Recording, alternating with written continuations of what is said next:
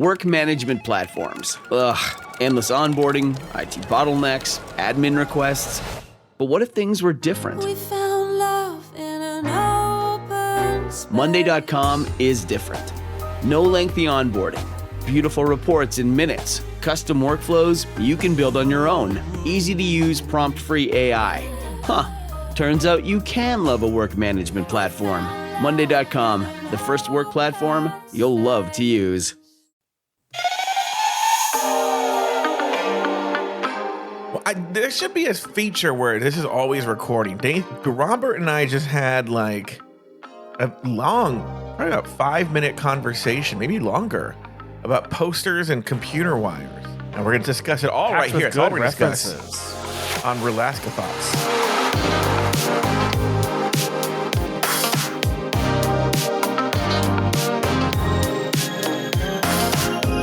I didn't sing the song today because I missed the cue. And I was like, man, who needs a song? I think Larry seemed both confused and yet oblivious to the fact that I was singing a song live on the air. Robert's Indeed. not coming in. Oh, there he is. I was like, well, we haven't been on since Larry was on. People probably think that Larry like canceled us or something. Didn't. It was a good time. We'll get Robert's thoughts on that in a second. But first, let's bring him in from, I believe he claims West Hollywood, California. It's the one, the only Mr. Roberto Mata. Hey, Joe. It is West Hollywood, California. Any faggot would say so. You're going to have to give me your address at some point. I want to see what Google Maps says. You've been here. I don't remember. I was on Molly. Oh, sick. No, I wasn't. I don't even know what that is technically, if I'm being honest with you. I just know it's a pill. It doesn't have to be. I'm not saying no to drugs in like a Nancy Reagan child of the 80s, which I am way, as much as I'm like, I've dabbled in the medicinal arts. Uh-huh. And I am such a control freak that I don't like the loss of control. Now, I do know people, and I could see you being in this camp, who are also control freaks, and they enjoy the loss of control. Like, it's like, oh, now I feel I don't have to be in control. Well, based on my third-party observations, I would say that you should definitely not do acid. Probably not mushrooms. But Molly would be fine because the whole experience is one of euphoria. So it would be very difficult for you to have a bad time on Molly. Or so I'm told. Okay, here's the thing too. Is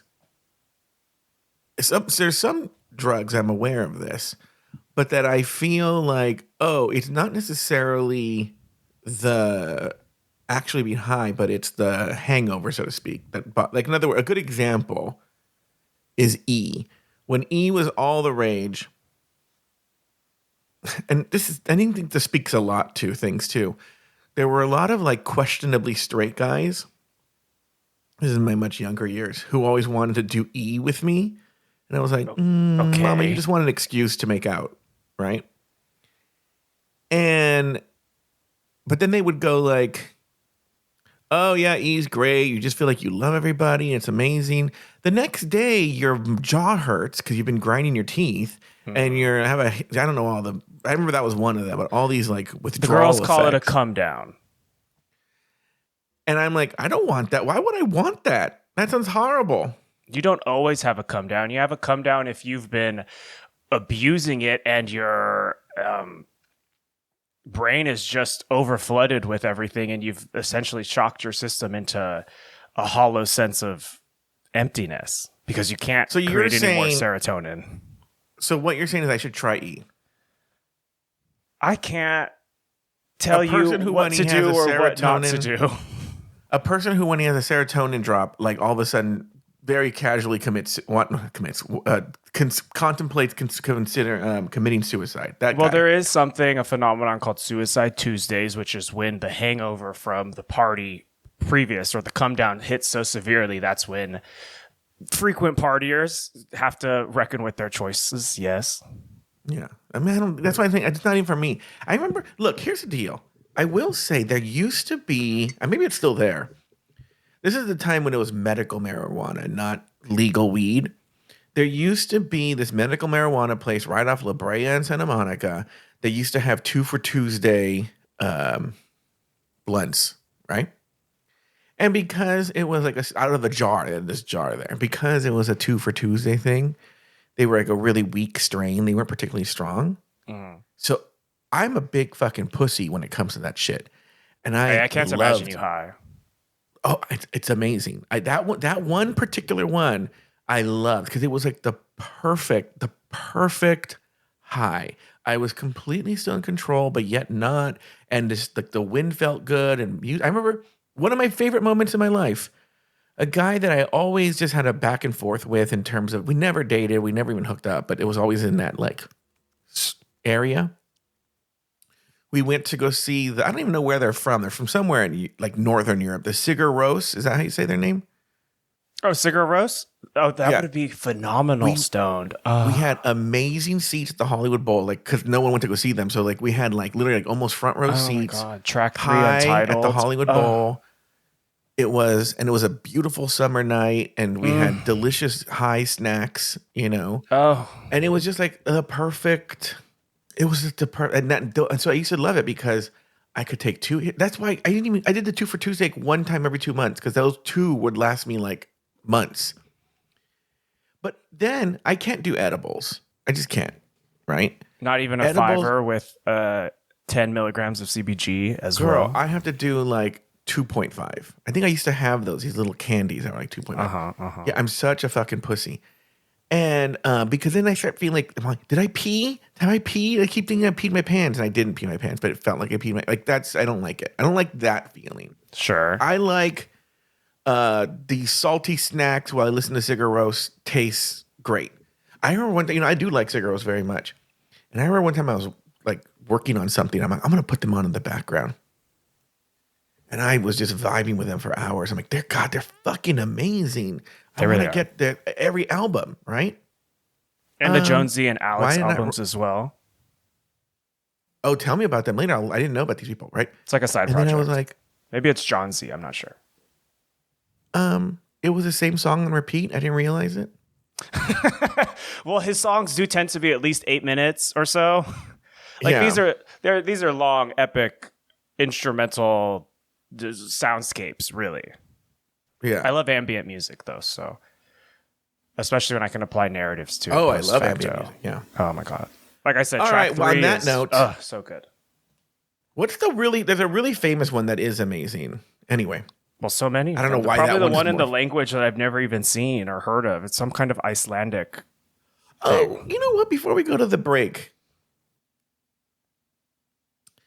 I've been seeing a lot of shit talking on the Oscars in memoriam music. Did you watch the Oscars yesterday? I didn't. I actually loved that. I didn't. Yeah. Oh, that's fine. Yeah, but in memoriam, now usually they'll have like it'll be some random ass person that you're like, why is it this person? Like it'll be like, here's Lyle Lovett singing like the Billie Eilish song or something. Like, oh, I don't understand the connection here, right? Some sad song, right? Or like it's really corny. It'll be like, here's Alicia Keys singing Imagine, you know? And you're like, okay, well, that has to do with these people dying, right? Butch Alicia Keys. Yeah, pregnant Butch Alicia Keys singing Imagine as, like the images of like a person that was born in the 20s comes up, right? And on this one, they played the most famous part of Mozart's Requiem called Lacrimosa. And which, Requiem is a funeral mass and Lacrimosa is part of it. And it is such a fucking haunting, beautiful, sad piece of music. It's amazing, right? I even told John Paul this should always be the in memoriam song, right? It's very Hollywood of you. And then but what'd you say? Very Hollywood of you. Yeah. And in there's a lot of comments. I'm like, oh my God, why do they pick this music? It's so sad or something like that. Right? I'm like, yeah, they died. These people died. This is like, in fact, is this a song written for a funeral mass? Like, oh, it's depressing. I'm like, yeah, Well, these at people least are dead. At least it wasn't like a slow, like haunting version of like Pharrell's Happy. Yeah, yeah, like with a lot of like. Hold on, let me see if I have an effect for this. I think the only effect I might have is this one, and this is the closest, where it's like, because I'm happy. I don't know the rest of the words after that. It's like that I with really like don't one know or two the words. piano key hits, and then that's Yeah. your trailer with a dismal Oh, yeah. gray vista. Walk around the mall and slapping people up every day. Oh, you get slow though. I don't know. I don't know. I Even don't know how to do slower, that like well. even slower, like to the Yeah. same speed as who was it? Lana Del Rey, not the Queen, the actual singer when she did that song for Sleeping Beauty, and it was like very slow. Once Upon a Dream. I feel like you would know this. Trying to find references. Oh yeah, I you did know could. that. Well, what's funny is Once Upon a Dream is based on a movement of like a really famous. So they didn't even write the melody for it. It's from like a famous classic piece, but it's the one that goes dun dun dun dun dun dun dun dun dun dun dun. I know you. Isn't that one? Yeah, that's the one that Lana did the cover of. Yeah. Like back in 2013. It's so funny because I was with all the old people. They were watching the Oscars, and this Lacrimosa was playing, and I was singing along, even though I don't know the word. I was going like, "Oh, you," and I was just staring at them, and they were looking at the TV, but I was like, "This is like a preview." You would be coming that soon. bitch who goes into an elevator and then turns around and faces everyone. Well, I have to face them anyway. I have to watch them. Because they'll do, girl, they will do cracked out shit at the drop of a hat. Like, cracked out shit. Like, Well, so gays you have watching to the watch Oscars them. think that they're the ones who are nominated and winning the damn awards. Yeah, I've actually never been a guest at like a super faggoty Oscar party. Yeah, you're everything you expect is what happens, and therefore you're not missing out. Yeah. Oh, no, wait. Hold on for a second. What am I talking about? Yes. Okay. I don't even know if I ever talked about this person. I have I'm ridiculous. I have a super fabulous gay cousin that I rarely talk about. I never met. He's only a couple of years older than me. Handsome, very handsome, older gay gentleman, married. And they're Long Beach gays, right? Okay. And they probably still do. I just stopped being invited. But me and my other cousin, we used to be invited to his Oscar parties. And they were so over the top because he was those gays, where like 3 of his friends were caterers and like all that shit. So like there were like Oscar-shaped little cookies and like it was that. And then like yes. So I have actually been to those gay Oscar parties. So No, they throw the party because they can't wait for someone to quote Jennifer Coolidge and say, "These are some high-end gays." yes, exactly. I have a friend who's been mourning for the last, 12 hours, the fact that Demi Moore didn't win for The Substance. And I'm like, diva. Get your life, I guess. This RulaskaThoughts should just be a whole Oscars conversation. I didn't even see I actually them. do. I was grilling. I love the Oscars from a very real world perspective. It's something John Paul and I talk about all the time. And yes, that conversation was always crazy. You did miss the totally camp, cringy moment when the people won for some song or a piece of music for Amelia Perez. Okay. Did you see this online? It's all around. The only thing I've seen is the Conan O'Brien Drake joke. Oh, okay. So there's this one, you could look it up. There's these 2 people. I can't remember. They won for something with music with Amelia Perez. Those categories, that's where you go to the bathroom, right? I actually love music more than like costume design. So, oh yeah, that's true. So they get up there and they're like, "Oh, thank you very much." They're French, and they go, they only have limited time, and then they're like, they start doing this is such main character syndrome in the craziest way possible. So At then they the go like, I don't. Oscars? Yeah, I know. And I've never seen Amelia Perez. I don't know the music, but she's like, and just the one more thing, Amelia, like the audience is gonna start singing Amelia Perez, and then everyone, and she's just singing. It's awkward, and I've never seen this before, because like the music plays, and everyone's just like, oh, that's awkward for them. The music's playing, and the audience is like essentially being the audience is applauding, like, get the fuck off the stage. You can feel the energy is like the applause means get off. It's really cringy and really awkward. And don't even get me started on Adrian Brody. Is there ever an Oscar year where the audience isn't visibly uncomfortable by someone speaking English as a second or third language? Yes, and then they just applaud everything they say. It could be the craziest thing ever, and they'll just be like, yeah, whatever. Okay. We haven't taken a break. We're going to take a break, and when we come back, we will actually talk about this. I'll be honest with you. Well, that's a horrible preview before. We'll be back right after this.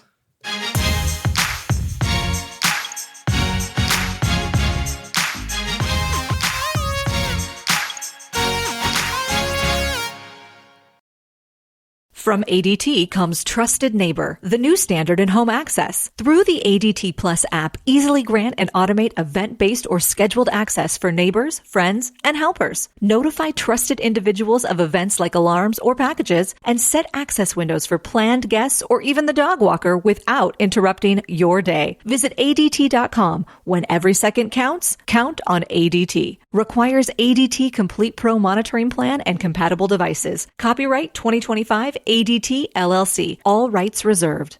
On average, you'll have to wait 31 days to see an OBGYN. And if you're dealing with an infection or outbreak, you know you need care fast. That's where WISP comes in. Connect with a U.S. licensed provider online and pick up safe, effective treatment at your local pharmacy that same day. Plus, get birth control and more delivered in all 50 states. Take control with comprehensive sexual and reproductive care, all from your phone. WISP. That's HelloWisp.com. The waiting room can wait.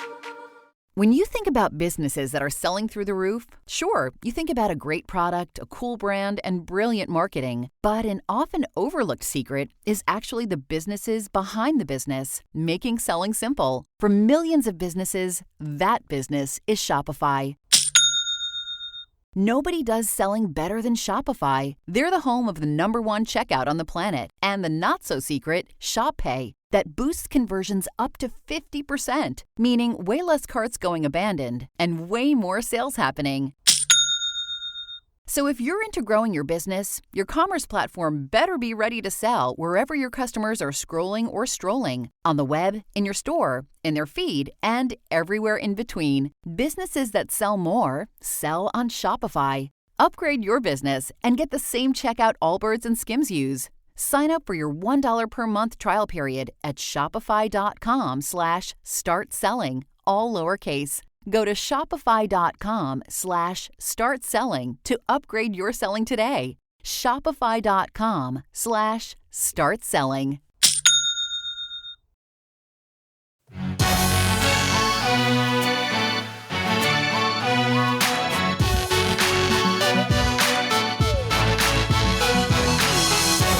And we are back. Okay, so now, look, I'm going to be honest with you, Robert. I'm going to be real. I'm going to be real with you. When aren't you? I know, it's true. We should call it Relaska Thoughts. Oh, by the way, we didn't talk about this. You and I are supposed to see each other tomorrow. I still am dubious as to whether this will happen. Oh, why? Because you're not showing up? Because I'm 100% showing up. I looked up the location and it's a spicy little 1.5 mile walk for me. Wait, so. You've never heard of Book Soup? No, I've been there. I just never had seen the name of the store. It's obscured for some reason. I don't know. To me, it's the bookstore across from my frequent brunch spot of my early days in LA, State Social House. Iconic. I don't know when people are going to get this. Patreon will get this on the actual day. It'll be too late for the public feed. But if you want to meet me and Robert and Jay, we're going to be at Book Soup on Tuesday at 7 p.m. for my friend Sonia Walger's reading of her book, Lion. I might have to give that a plug. She's going to read the whole book? I hope not. I'm going to support. And so, yes, my friend Sonia Walger wrote a novel called Lion. You can get it everywhere. And she's going to be doing a reading at Book Soup, 7 p.m. Tuesday, March 4th. And Robert and Jay and I are going to go. We're going to be little girlies. And I think I might make cookies. Should I wear a pair of glasses? Oh, yeah. Should we go dress super like in book reading drag? I don't think I have any more tweed. Yeah. That's a good idea. I do have this sweater with elbow patches, like leather elbow patches. I might have to bust her out. Oh, that would be great. That'd be great. Oh, I was thinking about you recently. I've been thinking about getting just like We're never really going to talk small. about the show. Here's the deal. Okay, before we get into that, before I tell you what I'm going to say is, I'll be honest with you. I was looking at my notes, and I really think I didn't have much to say about the episode when I did the recap, and I don't have this. To me, this episode was just like a very generic. I don't have a problem with it, but just a generic episode that didn't give anything to have deep thoughts about. But maybe you do. I should be fair to you. So let me just put a pin in this, because I can only see me and you really being into this.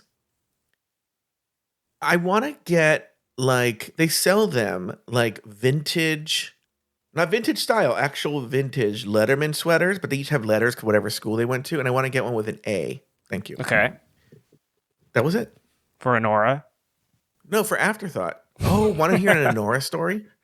But I was going to tell a story about my denim and khaki Leatherman jacket that has gotten me many compliments over the years. Oh, Or okay, my tell Oxford that story, then I'll Leatherman tell my jacket. Honora story. No, there's no story. I'm just being dumb. What's your Honora story, girl? So years ago, my friend Sweet Michael and his then boyfriend came out to Los Angeles. And I just, showed them around town. We had a good time. And one of the places we went to was this vintage clothing store in Bills. Topanga Canyon. And I remember, I think I had made my purchase, and I was like, I'll wait for you guys in the car. They were buying something. And I'm sitting in the car, and they're taking fucking forever. Forever. Right? And they come out, and they're like, oh my God. Oh my God. We just met, and it was like the girl that played the daughter on this Louis C.K. Netflix show or something or other. I was like, that's who you're freaking out over? They're like, yeah. I'm like, okay. Then a couple of days later, my friend used to run something at Barney's Beanery. So we go to Barney's Beanery, hanging out, the one in West Hollywood. Okay. And that used to be my haunt, actually. That used to be my, for like I would say from like 2006 to 2018 or something. I was there all the time. I used to frequent trivia there, actually. Oh, then you used to see Nick Swartzen. But now Gen Z has overrun that place. Yes, It's Gen. ridiculous. People should know there's this rundown, dumb bar now. It's like the hottest club ever because I think Taylor Swift went there one time and now you can't get in. But it also used to have a sign that said, no faggots, stay out. Yes. Or something like that. Yeah, that was like in the 50s or something. So anyway, I think that actual day was Sweet Michael's birthday. And my friend Melissa, who ran this event there, was like, oh, I don't even know why his love for Harry Potter came up. But she goes, well, Tom Felton is here, right? Let's go say hi to him. Signing Harry Potter books. Just sitting there drinking like a sad alcoholic at the end of the bar, right? So we go up and meet Tom Felton, and he's like, oh, hey. Like, he was nice enough, but it was just like, oh, yeah, hi, happy birthday, right?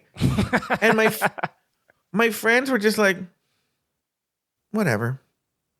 And I was like, you just freaked the fuck out over this dumb girl.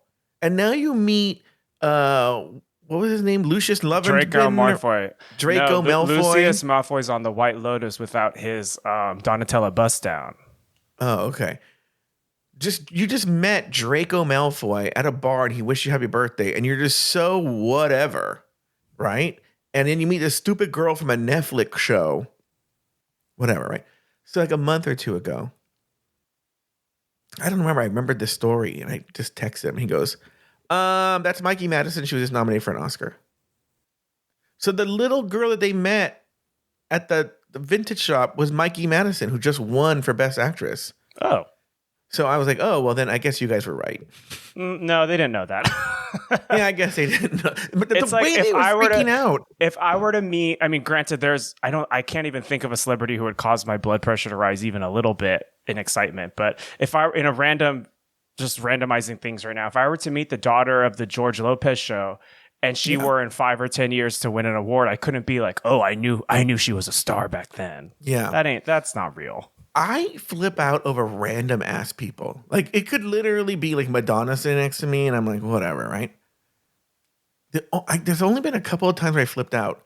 One, I was with people I'd never met, so they thought I was a person who just flips out all the time. Oh, no. But I was at the Magic Castle, and Nathan Fielder was there. And now, but I've since learned that he's always there, you know? He wasn't the one. No, he wasn't the one who we saw with Nathan. That was Who did we see with Nathan? That was another awkward, lanky white guy. Oh, yeah. Nathan was like, oh, my God, it's like, what's his name? And I don't remember his name. Anyway, I flipped out over Nathan Fielder. Somebody from The Office? Yeah, he was in The Office. But Nathan Fielder. Yeah, Nathan Fielder. And I made a crucial mistake because we were in line together to get in the members line.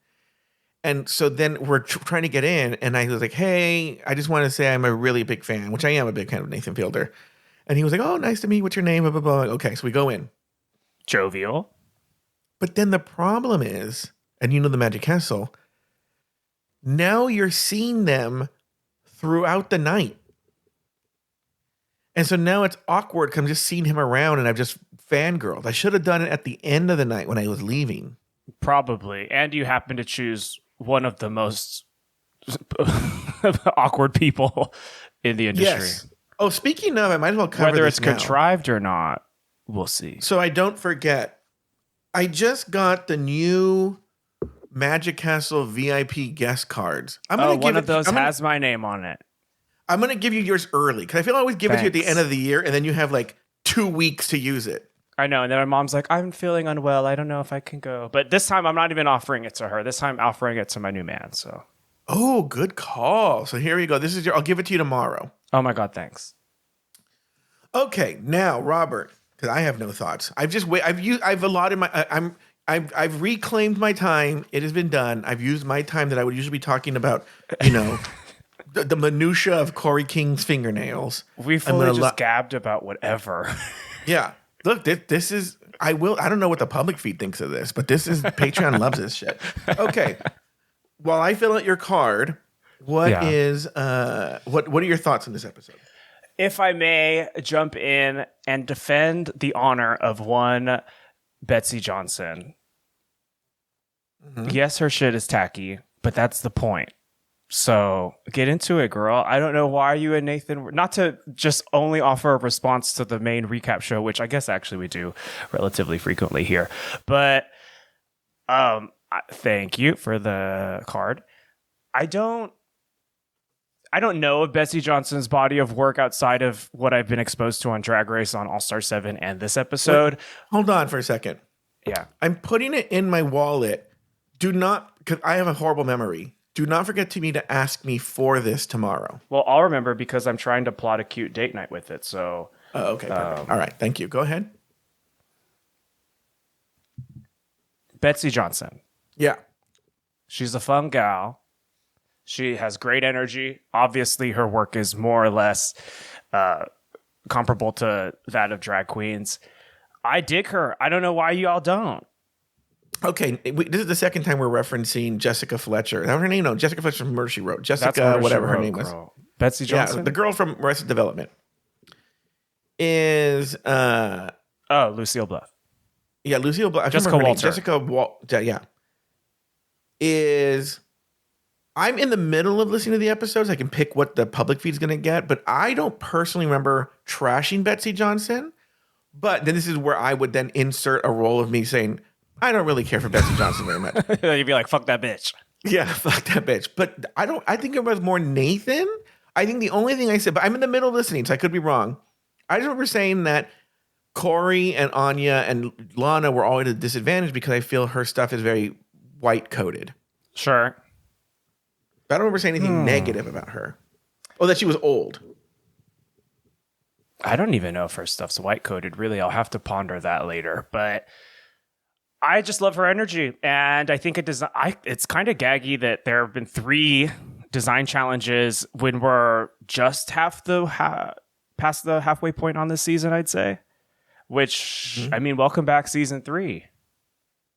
They must be exhausted. But don't you think that's speaking to a thing that's always, I don't know why this is even up for debate, but it's always this thing that's debated where, like, in terms of, like, is the show have a predetermined group of winners, so to speak? Because it's so design heavy, the challenges, which is fine, but notice who's left and who they're weeding out. Weeding out, not weaning out. Weeding out is what Robert's going to do with his man later. Weeding out is they're weeding out the more quirky performance goals. So it does not bode well for one Suzanne Toot. Which is an interesting choice. I watched this at the bar with a cluster of homosexuals, and we were having a discussion like it was a serious topic. We were gabbing over drinks about how one of my friends thought that Arietti was sort of being fast tracked to the finale to win, and I don't know. I was just so confused by it because I just think it's very much in poor form to essentially eliminate one of your, in my friend's theory, supposed front runners, taint her image, and then bring her to the finale. It just doesn't look good. Show writers would not even in Wait, explain this to me with using names. What do you mean? How do you mean? That my friend thinks that Arietti is going to be a finale, one of the in the top 3. Okay. I think that's insane because, well, 1, she's not interesting, and 2, they've already eliminated her, and so why would they soil the image of a supposed finalist by eliminating her and having the Badonkadonk tank save her? I see what you're saying. It's just bad storytelling, at least in terms of establishing someone's brand.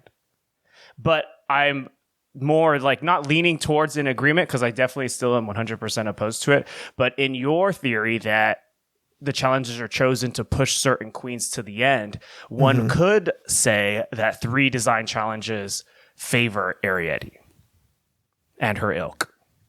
Well, to push back on a storytelling perspective, I'm not saying that it's necessarily effective or that they are correct or they're doing things well, but couldn't one make the argument that there is a sort of phoenix rising from the ashes element of Arietti having been eliminated, being saved, and then going on to win? Again, and I've said this all season long, and I've yet to be proven wrong. That would be the case if Arietti was verbal and capable and interesting and was someone who you would root for. She's none of those things. What she is very damn talented at making a garment. I absolutely loved her look this week. Granted, I really loved almost all the looks, so that's another one thing. But Blackstone didn't. She doesn't have main character energy about her. What did you think of Helen Schaefer-Gray? We haven't spoken. My favorite part about her is that she started every single commentary piece by saying, "Oh, marvelous," or "Oh, divine," "Oh, stupendous." Yeah. I was like, I got her verbal tics down pretty quickly. I'm asking because Blackstone is pitching okay, I think I talked about this with you privately, but he initially wanted to call the show "Shut Up, Cunt," right? Which is not going to fly. You can't. I don't think that's. Podcast. Yeah, no. So now he countered with taking over the vacant "Bring It to the Runway" title, where he wants to do like almost like a he said she said with Helen Schaefer-Gray. He's going to give me some sort of proof of concept this week. I'm dubious that this is going to fly. The thing with Dr. Schaefer-Gray is that I at first was like, oh, to mention the show for a second time because I'm a little bit addicted at the moment. This is a White Lotus character who I can, feel superior of because it's obvious that she thinks she's a good person, but she's not. But I just don't think she's as subtle as she thinks. No, she's not. So she's not a White Lotus character. She's a season 3 character, not a season 2 character. Yeah, let's say there was someone who wrote for her. I would say it's an easier thing to do in a visual medium with more time to breathe. Because there's a lot you can do with like facial expressions and stuff like that. This is where if someone were to make up the character.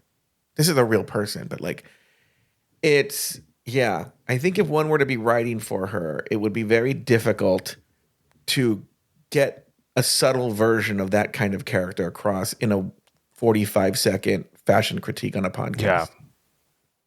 Well, assessments of her, regardless of assessments of her performative progressivism aside, I really hope that she continues, if she returns, to start everything with, oh, radiant, or what have you. She's funny. Yeah, there seems to be a thing with these people who come on the show. They always have this thing that they do. Yeah, because I don't think you listen to Hello Uglies, but the ghost host used to always go like, and I don't know why. Yeah. Well, we all got anyway. it. For instance, you love to say, if I'm being honest with you. Oh, I have a bunch of verbal tics. Oh, I know. I love to repeat them back to you. When I used to have time to edit the show, I would take a lot of them out. Yeah, one of my favorites is all right, very good. I will say, I realize all right, very good is when like shut up. It's the Joe Batan's version of the awards music. So let's move on. That's why I love it. Was it very good? I don't think it was very good. No, it's very rarely very good. Actually, it's usually when Nathan says like, I go, "What do you think, Nathan?" He goes, "Did you see the part where like Rue like laughed at Arietti?" And I'm like, "Yeah." I thought that was pretty good. And I'm like, "Okay, well that went nowhere. Okay, very good. Moving on." So when I'm on the phone with someone who just won't get off the damn call, and I have to say like twice, "Well, all right." Like if I'm ever on a call with you and you hear me say, "Well, all right," like I'm done. There's this creator on TikTok. It's one of the things where she got a joke that landed, and that's all she does. But she had a series of videos. Brisky? No, seriously. She had a series, and maybe she still has a series of videos where it's just her making up stupid shit to get off the phone.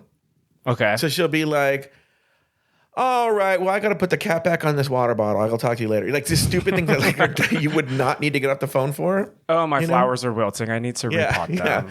Yeah. All right, I gotta like close these Venetian blinds. So I'm gonna let you go. Anyway, sorry, we digress from the episode. Yet again. And so what can we do?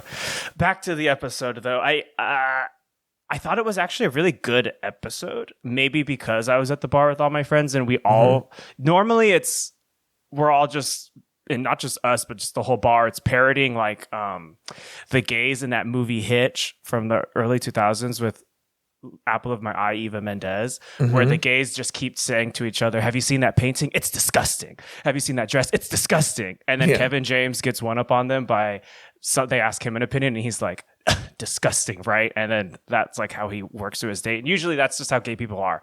But this week, everyone was like, "Oh my God, that's beautiful. Oh my God, Lexi's look was incredible. Wow, Arietti looks so fucking good. Oh my God, Sam Starr looks great." And I even had to grit my teeth and say, "Fuck yeah, the bitch does look great. I have to give it to her." It was a really good design challenge, I thought. Well, and it was good to feel that. You're speaking to what I said before. Again, this is not something you're not aware of.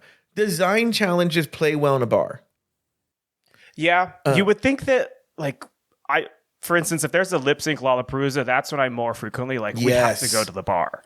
Yes, 100%. Yes. Whereas design challenges do have about 20 to 30 minutes of workroom nothing. Yeah. That really is just a chance for you to catch up with your friend. But this one had 3 elements that would play well in a bar. 1, the reading challenge. Yes. 2, and it wasn't a horrible reading challenge. It was pretty good. It was All fine. things considered. Yeah. Definitely enough, well enough to play in a bar. There's a look challenge, and then two people who are fucking lip syncing against each other, and they make out in the middle of it. I mean, that is like the hat trick for a gay bar drag race episode.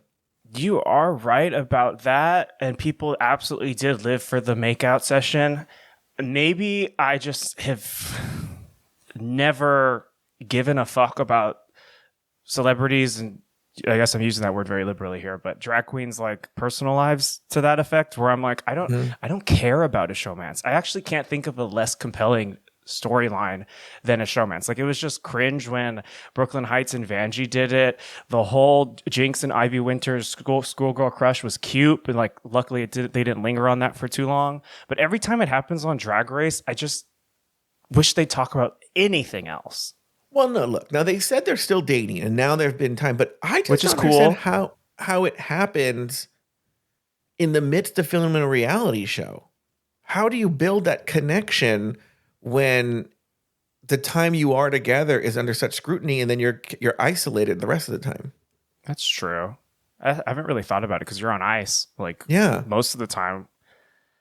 I mean, it's not exactly trauma bonding, but there is something to be said about experiencing something that few people get to experience. And if there's a spark there, then that at least allows you to constantly stoke the flames of a new fledgling relationship, I would assume.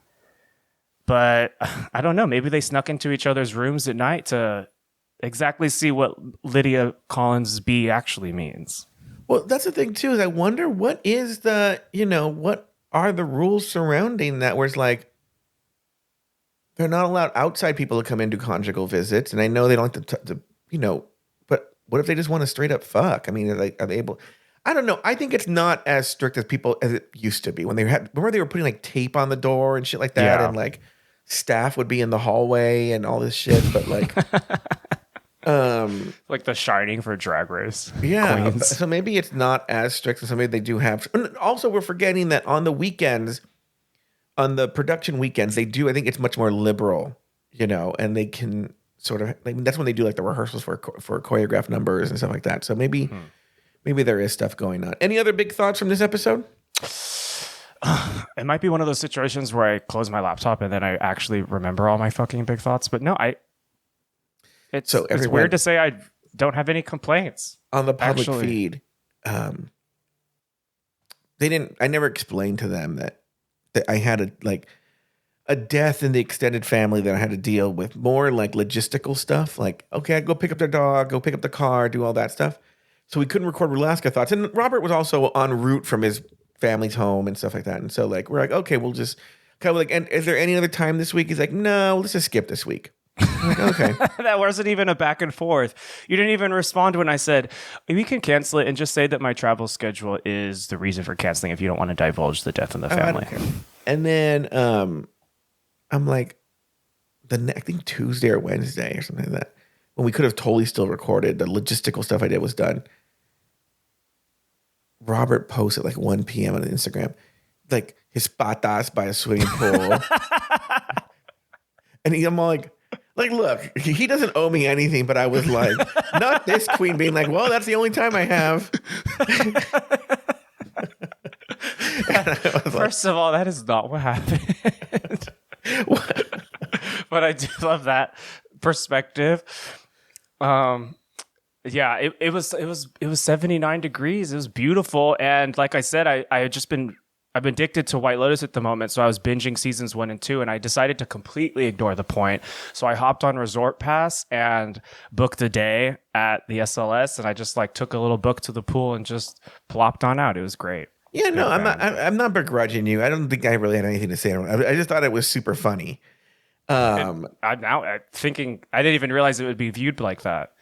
Yeah, it's funny. No, who cares? Do whatever you want. Because it's my other friends who were posting because Robert blocks me. I don't. If I comment on that, that did happen one time. Yeah, that did happen one time. What did I comment on again?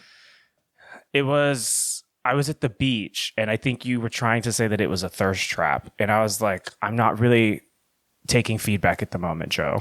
Oh, that's right. Well, this is like, you know what? And Dios se le castigó, because What did you just say? You have to go where? This is why God punished you. Because that might be the time when you were stricken with a disease.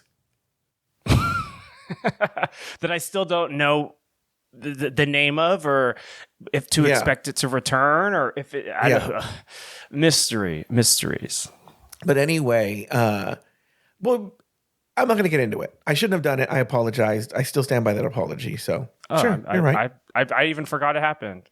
But did you see to your previous narrative that I'll do some sneaky things on the story? Did you see what sneakiness I did in that one? No. It was my bookmark. Oh, I did. But the story's gone, so I can't look. What was the bookmark? True. I was soft launching the guy I'm seeing. Oh, is his name Bookmark? Sure. Oh, we're not supposed to say his name? Let's bleep the name. But I had several, maybe not several, but more than a few DMs from friends saying, "Robert, you're not fucking sneaky. We can all see what you're doing here." And I was like, "What? Reading at the pool?" Well, that one was intentional. I thought you were going to read me about that. Off the air, I have to hear what this bookmark said.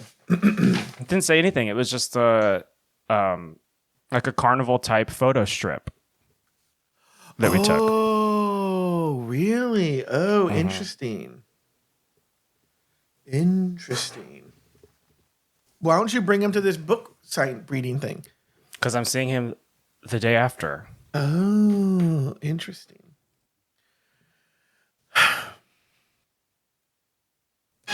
Oh, not that. Oh, all right. All right, then. Well, are there more? Do you have more thoughts about them? No. I wish I did. I don't even have thoughts on the previous episode. It's a mid-season slump, narratively speaking, but I'm not disinterested. I still am down with the season and these girls. No, like I said, I think it was. Oh, you are. That part I don't agree with. But like I said, I didn't hate the episode. It's just there wasn't. This happens often towards the end. It just doesn't give you a lot of narrative.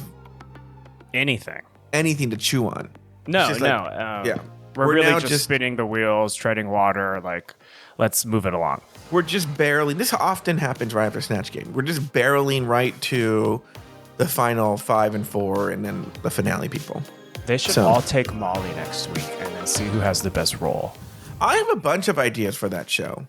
Honestly, like, okay, I'm going to pause this because I do want to say this. I was thinking about it, and I was thinking, if you really wanted to breathe life into this show, if you really did, is fuck reality TV conventions in the judges' deliberations, and maybe we could even see this with producers, is really have a conversation and say, like, okay, we have to choose between, like, I'll give you a good example. If we actually filmed this and saw this in Untucked, is people should know, I would be surprised. I wouldn't be surprised a lot of people didn't know this, is after they do the lip sync and up until RuPaul says who's going home, there is, depending on how much time it takes them, some time. RuPaul gets up and leaves and consults with the producers, and then they reset, and then that's when she delivers her decision. It's not immediate. It's not like they finish the lip sync and then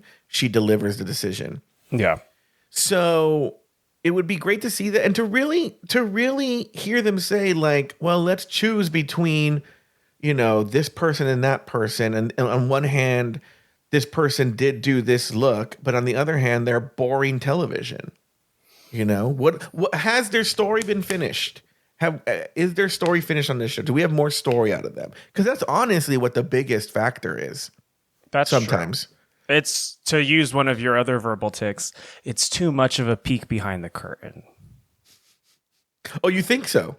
Too much. It would be like meta to a degree that I think would make most viewers uncomfortable, because they don't want to know the reality of the behind the scenes. They just want the story as prepackaged and simple as it is. But then that's fine. But then make the show the meritocracy that it claims to be, instead of, like, because what's happening is you're seeing these people who have a disconnect between, like, well, this person clearly did better in some cases, not all the time. this person clearly did better, and either they didn't win or they went home. And you're like, what? Why? And often I think it's because of TV considerations. For sure. Or what they did. Like, for instance, again, I don't want to say, look, I don't think Joella and her Mona Lisa should have gone much farther than they did, but they went home too soon. Okay, actually, now we are going to talk about this fucking show. I've seen so much Hormona Lisa love in the last few weeks that I think that people are lying to themselves. Like, they're like, Hormona Lisa could have saved the Snatch game. She could have done all these. A superstar was gone too soon. I'm like, you guys are fucking lying. Like, I can understand if they appreciated her Southern bless you attitude, bless your heart attitude, and like mermaid tail gowns and middling comedic performance in SNL Live or whatever it was called, RuPaul's Drag Race Live. But like, do you like, she obviously doesn't actually have comedy chops. Did you watch that fucking talent show? She wasn't going to save no damn Snatch game. Girl, I didn't want to see her go on. I didn't want to see her one more week, and not because she go on Snatch Game and she would save it, but it would be, look, we had a choice. This Lana Jarre or the Hormona Lisa. And I'm saying Hormona Lisa should have gone home Snatch Game week, but we would have seen whatever fucking train wreck mess she was going to. I'm sure she's talked about what it is. I don't know what it was. I don't even think it'd be a train wreck mess. I think it would just be, I think you said it even, it would just be Paula Deen making a couple lukewarm jokes, and then that was that. What did Lana Jarre? I can't remember what Lana Jarre character. Oh, she was Rosa Parks. What are you talking about? It's the iconic Rosita Parks. I just don't think Lana Jarre has brought anything the fashion-wise, funny-wise, TV-wise. She's brought nothing to the table. Nothing. She actually, I've been kind of living for her, if only because she reminds me of that character from Orange is the New Black, the like Cholo character who doesn't say anything. Like, his girlfriend will throw out a million words a minute, and his response is just, yeah. It's just so funny to me. I have a lot of cousins like that. All right. Well, look, I actually now, just out of time considerations, have to go. Yeah, it's probably a good idea. Yeah, and you have to go back to work. Dude, I don't know if you do really, but yeah. Well, I'm working from home on Mondays, so yeah. Maybe I'll see you guys. We'll see you guys. Cool. Oh yeah, we'll see you guys next week, talking about hopefully more than this. Yeah. Even though I like this episode, I wish this episode was. I don't know. This is how I feel. Weigh in. Message me what you think about this. I'll talk to you guys next time. Bye.